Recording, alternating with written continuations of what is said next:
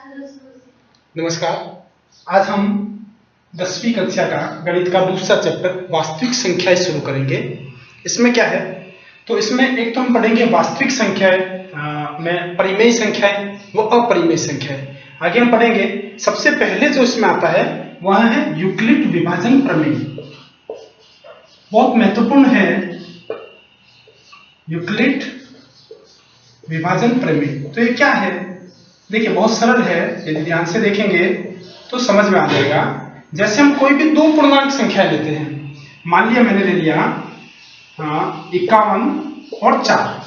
मुझे 51 में 4 का भाग देना है, तो 4 एकम 4, पीछे बच गए 1, ये हो गए 11, 4 दूनी 8, पीछे बच गए 3। तो इसमें मैं देखूंगा कि यह जो संख्या है इसको हम कहते हैं भाज्य, जिसमें भाग दिया जाता है। यह जो संख्या है इसको हम कहते हैं भाजक। यह जो आता है इसको कहते हैं शेषफल, और यह जो है इसको कहते हैं हम भागफल। 51 जिसमें भाग दिया गया है उसे भाज्य कहते हैं। 51 में जिस संख्या का भाग दिया गया 4, इसको भाजक कहते हैं। जो 12 आया है इसको भागफल कहते हैं, और यह जो 3 है इसको शेषफल कहते हैं। यानी मैं इसको इस तरह से भी लिख सकता हूं, 51 बराबर 4 इंटू 12 प्लस 3, 4 इंटू 12 प्लस 3, यानी 4 जो भाजक है, भागफल 12, 12 चौके 48, 48 प्लस 3 51, यानी 4 का भाग 12 बार देने पर 3 शेषफल रहता है, तो भाज्य 51 प्राप्त होते हैं। यानी कि हमेशा हम किसी भी दो पूर्णांक संख्या यदि लेंगे और भाग देंगे तो इसी तरह से हमको हमेशा प्राप्त होगी। जैसे मैंने 44 ले लिया, और 44 में मैं यदि 3 का भाग देता हूं तो कितनी बार जाएगा, 14 बार। 14 3 42 और 2 शेष बचेगा। 44 में यदि 3 का भाग दूंगा तो 14 बार जाएगा और 2 शेष बचेगा। ऐसे ही मैं यदि 60 लेता हूं और उसमें 4 का भाग देता हूं तो 15 बार जाएगा और शेष 0 बचेगा। तो हम ऐसे लिख सकते हैं, किन्हीं भी दो पूर्णांक संख्याओं के लिए ऐसी एक संरचना बना सकते हैं, एक सूत्र बना सकते हैं। यानी यहां पर यदि मैं इसको भाज्य को a मान लूं और भाजक को b मान लूं, तो मैं क्या लिख सकता हूं इसको, a बराबर b इंटू जो भागफल होता है, इस भागफल को q द्वारा प्रदर्शित कर सकते हैं, और शेषफल को अंग्रेजी में रिमाइंडर कहते हैं, r द्वारा प्रदर्शित कर सकते हैं। तो क्या हो जाएगा, इसको हमने भाज्य को a लिया है, भाजक को हमने b लिया है, तो क्या हो जाएगा, a बराबर b into q plus r, यानी कि a बराबर bq प्लस r। इस सूत्र द्वारा हम किन्हीं भी दो पूर्णांक संख्याओं की आपस में संबंध को ज्ञात कर सकते हैं। किन्हीं भी दो पूर्णांक संख्याओं का संबंध, यानी एक संख्या में दूसरी संख्या का भाग देने पर क्या भागफल आएगा, क्या शेषफल आएगा, वो हम इस सूत्र से ज्ञात कर सकते हैं। इसी सूत्र को हम क्या कहते हैं, यूक्लिड विभाजन प्रमेय। यही सूत्र हमारा यूक्लिड विभाजन प्रमेय कहलाता है। यानी किसी भाज्य में कौन से भाजक का भाग देते हैं तो कितना भागफल आता है, कितना शेषफल आता है, a बराबर b into q plus r। ये हमारा यूक्लिड विभाजन प्रमेय है। यानी दो पूर्णांक संख्याओं के बीच में संबंध निकालने का यह एक सूत्र है, इसको यूक्लिड विभाजन प्रमेय कहते हैं। अब इसमें हमको क्या ध्यान रखना है, तो एक महत्वपूर्ण बात हमको जो ध्यान रखनी है वो ये है, यह जो r है, r क्या है, शेषफल है। तो हम जानते हैं शेषफल कभी भी इस भाजक से ज्यादा नहीं हो सकता। तो शेषफल कितना हो सकता है, ये जो शेषफल है यह कितना हो सकता है, तो शेषफल हो सकता है, या तो हो सकता है 0 हो सकता है शेषफल, या फिर 0 से ज्यादा हो सकता है। शेषफल 0 हो सकता है, 0 से ज्यादा हो सकता है, लेकिन सदैव कम किससे होगा? तो कम होगा सदैव b से। b हमारा भाजक है, तो भाजक से सदैव ही कम होगा। यानी यहां पर 3 से ज्यादा शेषफल नहीं आ सकता। जब 4 का भाग दें, यदि 4 आएगा तो एक बार और भाग चला जाएगा, 5 आएगा तो एक बार और चला जाएगा। यानी अधिक से अधिक 3 ही शेषफल आ सकता है, 3 से कम आ सकता है, 0 हो सकता है, 1 हो सकता है, 2 हो सकता है, लेकिन 3 से ज्यादा नहीं आ सकता। 4, 5 कभी भी नहीं हो सकता। तो हमेशा ही क्या होगा? r जो है या तो 0 होगा या फिर 0 से ज्यादा होगा, लेकिन हमेशा ही भाजक से, हमेशा ही b से हमेशा ही कम होगा। सामान्य बात है। अभी और प्रश्न करेंगे तो हमको समझ में आएगा। तो हमने देखिए यूक्लिड विभाजन प्रमेय किसे कहते हैं और शेषफल के बारे में हमने बात की। अभी हम बात करेंगे आगे जो उदाहरण है, जो प्रश्नावली 2.1 शुरू करने से पहले जो उसके उदाहरण है उसकी हम बात करेंगे।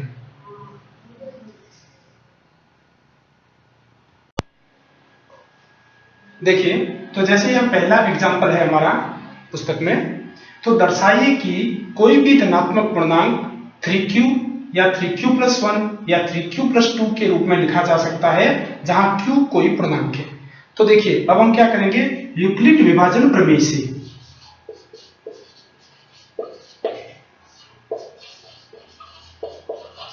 यूक्लिड विभाजन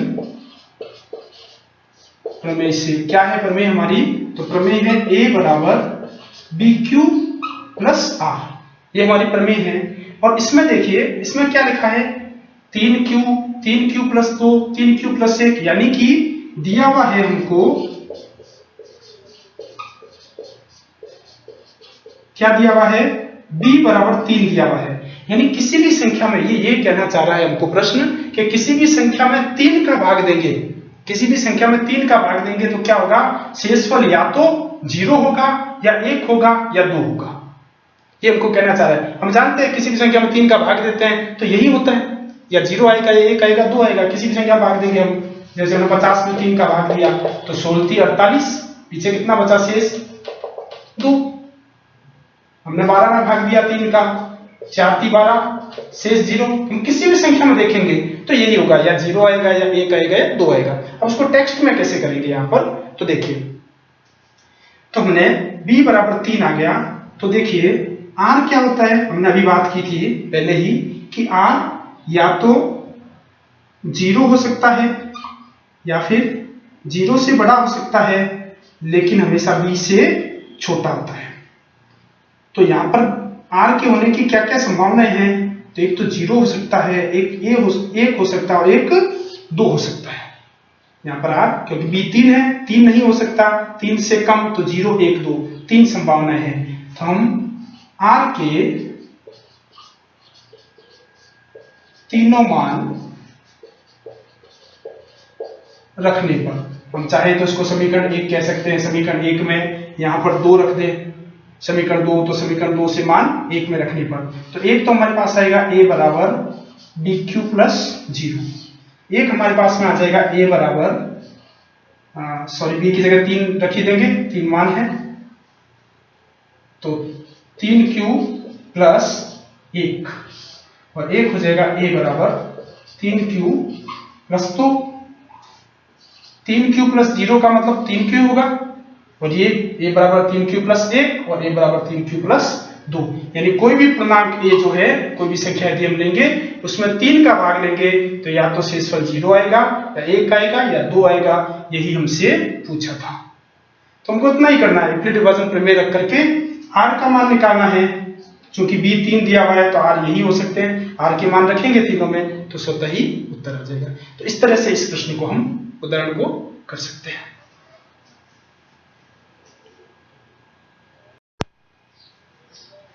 देखिए अब हम दूसरे प्रश्न की बात करते हैं। दर्शाइए कि प्रत्येक धनात्मक समपूर्णांक 2q के रूप में का होता है तथा प्रत्येक विषम पूर्णांक 2q+1 के रूप का होता है जहां q कोई पूर्णांक है। अब ये क्या कहना चाह रहा है प्रश्न? प्रश्न ये कह रहा है कि यदि धनात्मक संख्या है, धनात्मक समपूर्णांक है, सम यानी जिसमें 2 का भाग जाता है, तो यदि ऐसी संख्या है, यदि वो सम है तो वो 2q होगा। वो पूर्णांक क्या होगा 2q होगा। और यदि विषम है तो 2q + 1 होता है। हम जानते हैं यदि सम संख्या में 2 का भाग देंगे तो शेषफल 0 आएगा, कुछ भी आएगा नहीं, पूरी विभाजित होती है तो 2q ही आएगा पूर्णांक। और यदि विषम में भाग देंगे तो 1 बचेगा हमेशा 2 का भाग देने पर, तो हमेशा 2q + 1 होगा। तो इसको कैसे करेंगे, तो वही यूक्लिड विभाजन प्रमेय से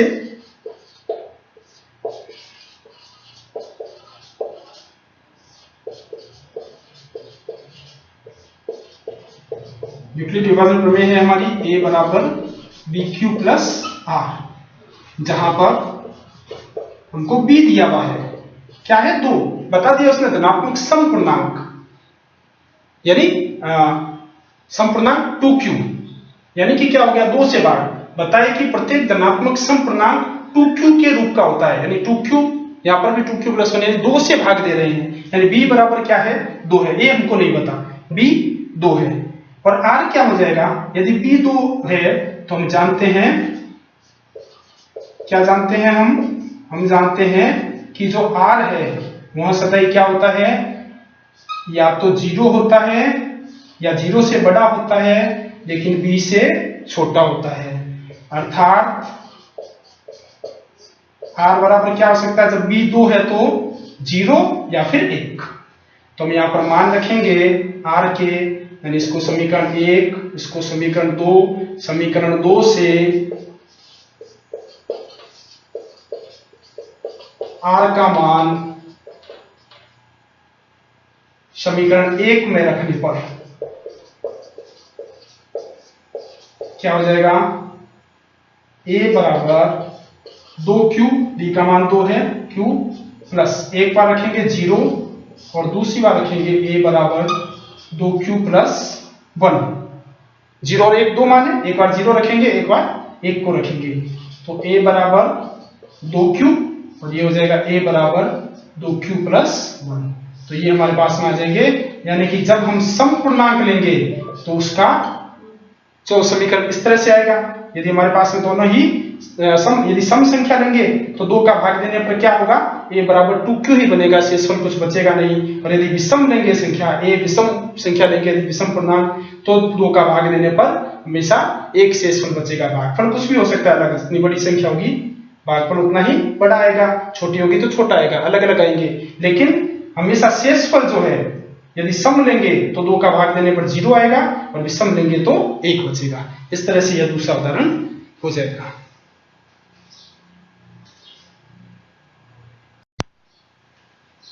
तीसरा उदाहरण है, यूक्लिड विभाजन प्रमेय का प्रयोग कर दर्शाइए कि किसी धनात्मक पूर्णांक का वर्ग 3m या 3m + 1 के रूप में होता है, जहां m कोई पूर्णांक है।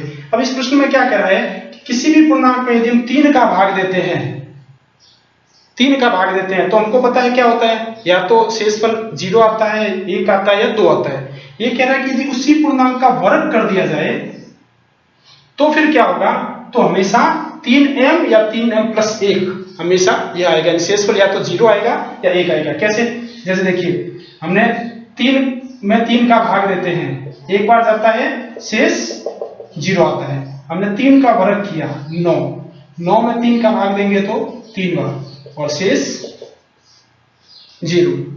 मैंने 6 लिया, 6 में 3 का भाग दिया 2 बार, अब मैं 6 का वर्ग करता हूं 36 में 3 का भाग दिया 12 बार, यहां भी शेष 0 है, यहां भी शेष 0। मैंने 5 लिया, 5 में 3 का भाग दिया 1 बार, शेष 2। मैंने 5 का वर्ग किया 25 में 3 का भाग दिया 8 बार, शेष 1। यानी कि संख्या में तो 0 1 तो कुछ भी शेष हो सकता है, लेकिन वर्ग करने पर 0 और 1 दो ही शेष बचेंगे। तो किस प्रकार से होगा देखिए, तो हम जानते हैं